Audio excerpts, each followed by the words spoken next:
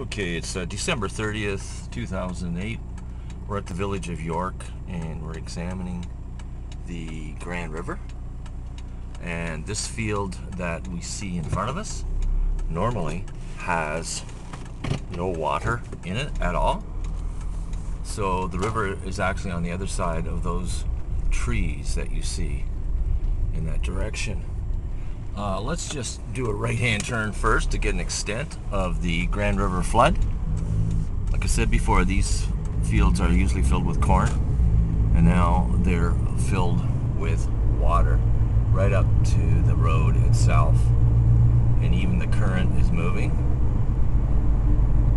through the fields where normally there would be no water at all. The river itself is on the other side of those trees that we see, the normal water course. And as you can see, it goes down probably all the way to Caledonia, covering all of the fields 100%. Once again, there doesn't seem to be any difference in the speed at which the river is flowing.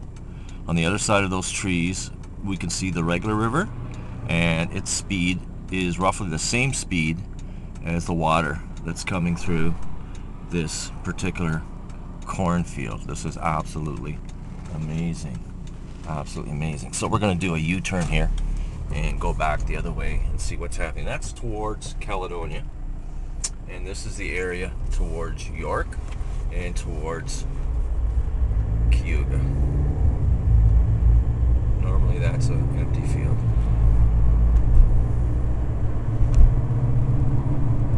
Now as we approach York, we'll probably see quite the sight on the other side of the bridge, because I don't think I've ever seen it this high before.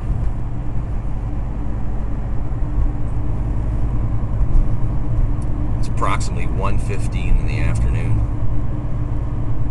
as we're checking out this stuff.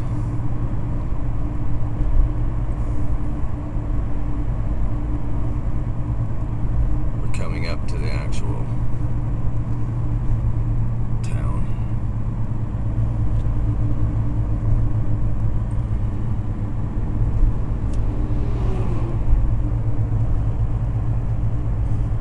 And we can see lots of water coming through.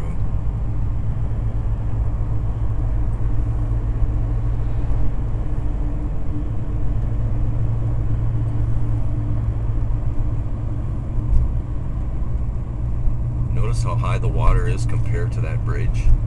Normally there's a huge gap of at least, I don't know, 8, 9, 10 feet. That's definitely flood stage.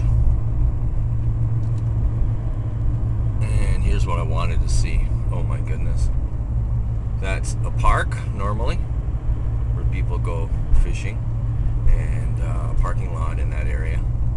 And as you can see, it's all flooded. There's a gymnasium, flooded, absolutely flooded.